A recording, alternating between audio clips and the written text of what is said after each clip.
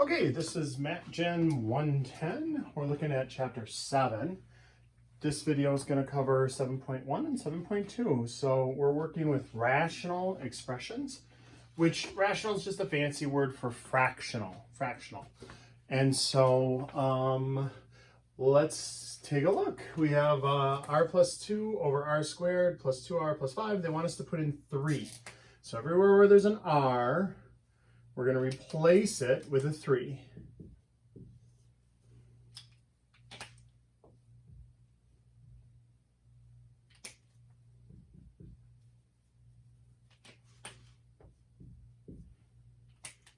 And then we'll work it out. So on the top we get 5, on the bottom we get 9 plus 6 plus 5. That's 5/20ths. And then we can reduce 5/20ths, divide top and bottom by 5 to 1 over 4. So when I substitute in r, it outputs 1/4. All right. Let's look at the next one. They want us to put in -4 everywhere where we have a w, and this one's already factored, but it's still going to sub in the same way. Here, I'm just going to do it all in red.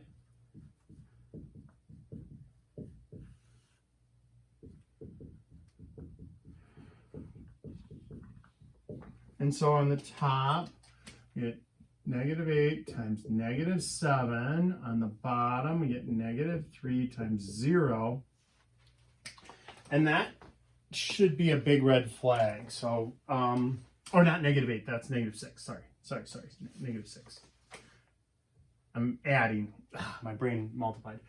So -4 and -2 is -6. But anyway, it wouldn't end up mattering because negative times a negative positive 42 over 0, I can never divide by 0. If you try that in your calculator right now, take 42 divided by 0, it'll say error. You can never divide by 0. You're asking, what do I multiply 0 by to get 42? And the answer is, that's undefined. You can't.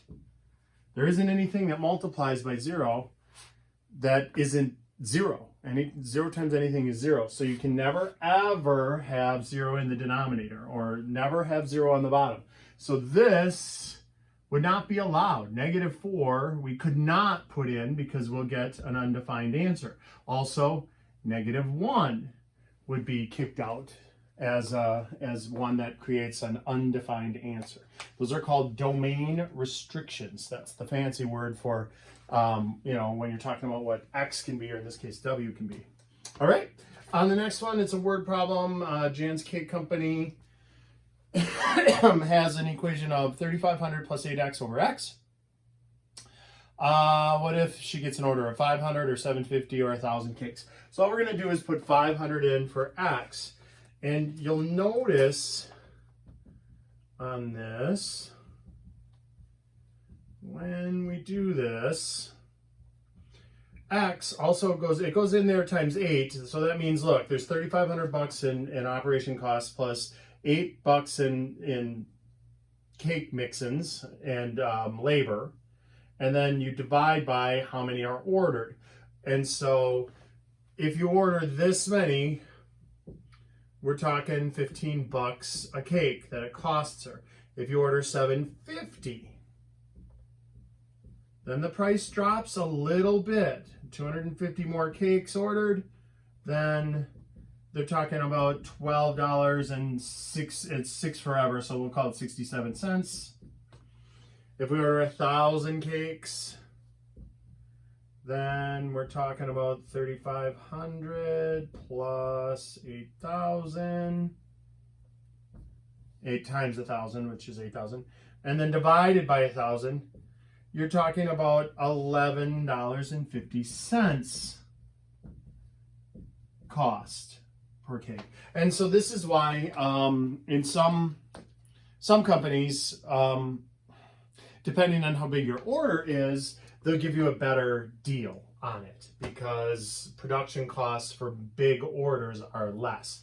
It's also why some of the big box stores can afford to sell you even not just specialty cakes, but Skippy peanut butter or something like that, because they want 10,000 units in a week instead of the mom and pop store down the corner that wants 10 for 2 weeks. And so they get different prices because, not because they want to rip off the mom and pop places, just because it's cheaper for them to manufacture when the order's bigger. A lot of times, not always, but a lot of times. All right, let me check and make sure all of that. You can see everything great. I'm in a new home studio here. My sump failed last week, and so we got flooded in the back room, and I salvaged this board, and C3PO made it, thank goodness. We were worried about that, I'm sure. But now I'm in a nicer, quieter room, so I don't have to worry about that furnace kicking on anytime soon. All right, so let's continue. Number 4. We got 7 over g minus 2. 5, we've got f minus 5 over f squared minus 2f minus 8. 6, 4x over x squared plus 16.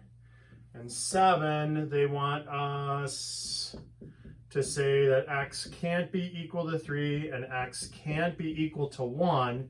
And they want us to just make up an equation, a rational, well, I guess a rational expression that that would have these as domain restrictions. Okay, so let's start. So we want to know what it can't be. Not what it can be, what it can't be. So this could be any number in the whole wide world except for positive 2. Because if we put in positive 2, I have 2 minus 2, which is 0, then I have 7 divided by 0. Any other number will work, even 0. I've had students go, oh, no, what about you can't have it 0 because you can't have 0 on the bottom. 0 it actually won't make 0 on the bottom. 7 over 0 minus 2 is just negative 2. That's 7 over negative 2. That's okay. That's negative 3.5. We're good with that. We're not good with positive 2 because that makes it be 0 in the denominator. All right, let's take a look at this one. F minus 5. So this, you're going to have to call back to your sweet factoring skills. And so multiplies to be negative 8. We want a list of suspects for negative 8. Negative 1 and positive 8, negative 8 and positive 1, negative 2 and positive 4, negative 4 and positive 2. That's everything that multiplies to give you negative 8. Out of those, only one did it. Who done it? It would be this one, the last one that I wrote. Because negative 4 times positive 2 is negative 8, but negative 4 plus 2 is negative 2. So we would factor that into x minus 4 and x plus 2. Now, like this, oh, sorry, f. I always do that with variables. F. Don't worry, on a test, if you accidentally switch it to x, I won't take off for it. All right, so back to the problem here. This form, I don't know what isn't allowed or is allowed because it's impossible for me to see what would make it be 0. This form, I definitely could see what would make this be 0, right? If I say f minus 4, it can't be equal to 0. And if I say f plus 2, that can't be equal to 0 because 0 times anything is 0. And then we solved that. We would have f cannot be positive 4 and f cannot be negative 2. And done. And now you don't really have to do this step if you just can look at it and go 4 will zero it out and negative 2 will zero it out. You just can jump right to the answer. But the big part there is factoring. You have to factor it first in order to see what values are not allowed. So this means any other value is okay. Oh, careful. The top was just trap. It's trap. It can be 5. 5 minus 5 is 0, but 0 on the top is okay. 0 divided by anything is just 0. 0 on the bottom, undefined. All right, this one is prime. We can't factor that because it's the sum of two perfect squares. And actually, this one, there are no restrictions. Meaning anything that you put in is okay because it's impossible to get 0 on the bottom because think about what you're doing. anything that you sub in, you're going to multiply by itself. So even if you sub in a negative, I know when I put this on the board in the past, students are like, well, no, -4. What about -4? Well, -4 times -4 is positive 16. And 16 plus 16 is 32. There's nothing you can put in here that's in the real number system. Imaginary is a different one. Nothing in the real number system that you can substitute in that will zero this out, because no matter what you input here, it's going to end up, the lowest thing I could get would be 0. I could put 0 in, 0 squared is 0, but 0 plus 16 is still 16. So I can't make this be negative because of the squared. And so there are no restrictions on that one. This one they want us to make it up, and you could basically put any gobbledygook you want on the top. You could say 3x minus 17 plus x plus 5 on the top. Top doesn't matter, but the bottom, all we need is x plus 3, because a -3 is not allowed, and x minus 1, because a positive 1 is not allowed. So basically the opposite of each one of those, and you're good. The top could just be even just a number like 6 or 5 or 3 or whatever you want. All right, let's look at the next page. So we're on the note packet, the chapter 7 note packet. And we're plugging away here. So factor and cancel is the name of the game here.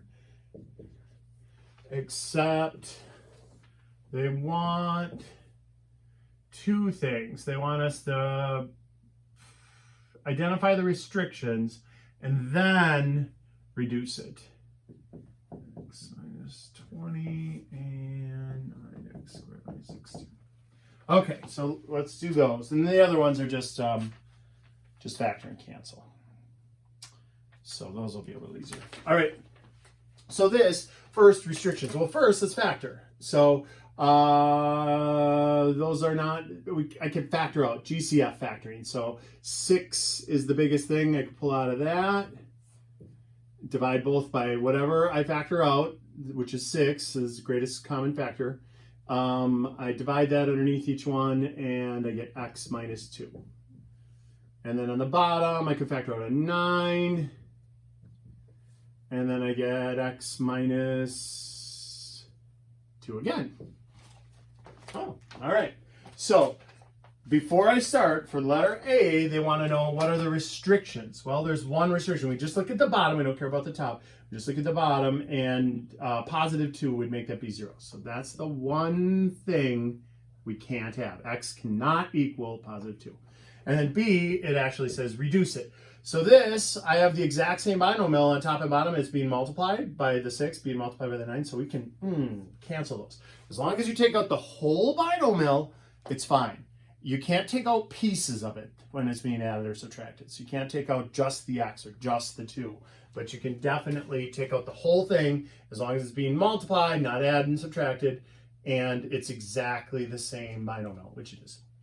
And so then we have 6/9, and then we reduce that just like how we always reduce fractions. Divide by 3 and 2/3. So A, the restrictions are it can't be 2, and B, when reduced or simplified, it's to 2/3.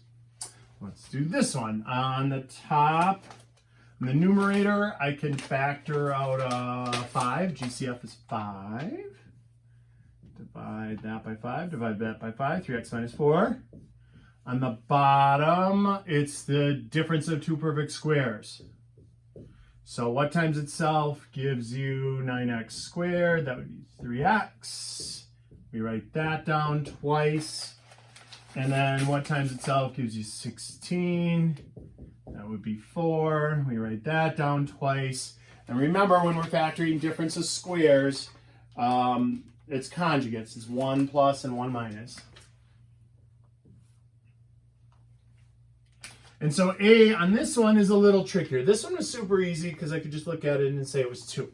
This one is a little harder because it's 3x plus 4 can't equal 0. So we move the 4 over, isolate the variable, divide by 3. So x cannot be 4/3, but we also have to also do the other one. They are different. They're conjugates. So 3x equals 4 divided by 3, and x equals 4/3. Or it doesn't equal. Sorry, those are not equals to. We don't want it equal to 0. So those are the two values that it cannot be. And then what does that reduce down to? That is easier than this one because there's only one thing. We can cancel the 3x minus 4s. That cancels with that. And we just have 5 on the top and 3x plus 4 on the bottom. Now, you can write it like that. That's fine. Or if you want, you can leave the parentheses on it, which is also fine. When it's a big, long divide by sign like this, those parentheses are implied whether you write them or not. So if you have like on the online, on the Connect Math when you're doing it, it'll not show those, the parentheses. But if you want to keep them there, they're there. And it'll let you keep them there too on the Connect. Sometimes they get really strict about what they'll accept, but we've tried that already and it accepts it if you have the parentheses still on it. All right, so let's again number 10. Now we don't have to worry about restrictions. Now they just want us to reduce. So 30a3b4 over 36a5b and 11 6c, c plus 2, c minus 1, and 10c cubed, c minus 1 squared, c plus 2, and 12, 7x plus 14 over x squared minus 4x minus 12. All right, so this has simplified the expression in the lowest term. So they're not worried about restrictions. They just want us to simplify it. So this is actually a callback.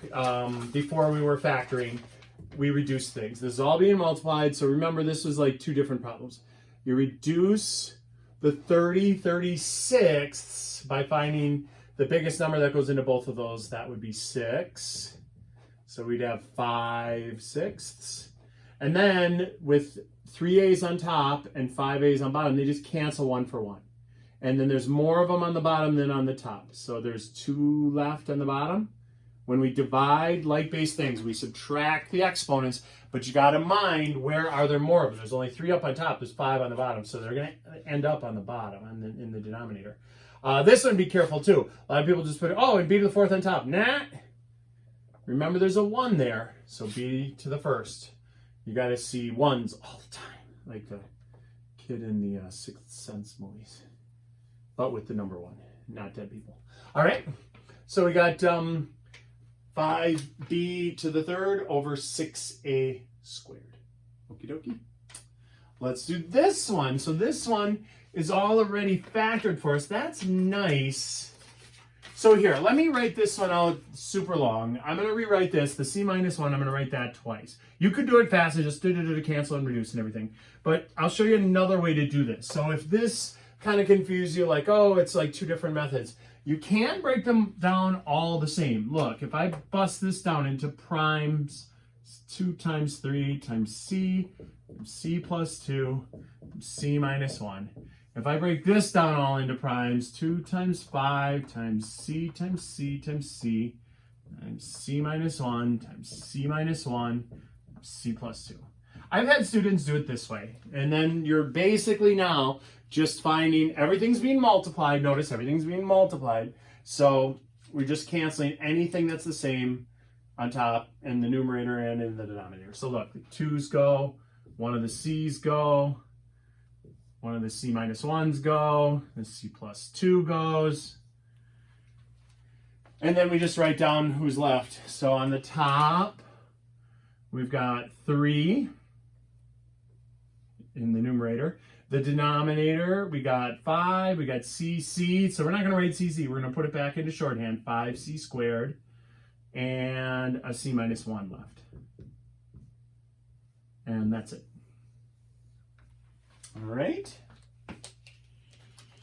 Let's do this one. This one we have to factor and cancel.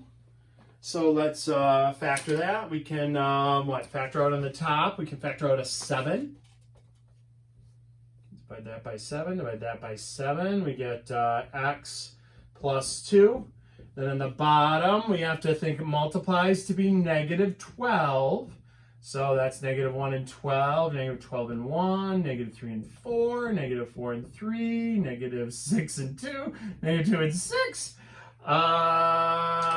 How about this one? He done it. This one is his twin brother, but he has a mustache and he had an alibi. He wasn't even there. Look, this adds up to negative 4. That adds up to positive 4. It has to add up to the middle number and multiply to be the last number. So we're talking x minus 6, x plus 2. That's another thing with these problems.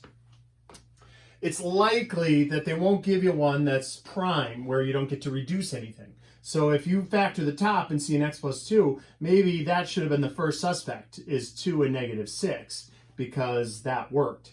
You know, that the fact that they'll probably give you something that's going to cancel.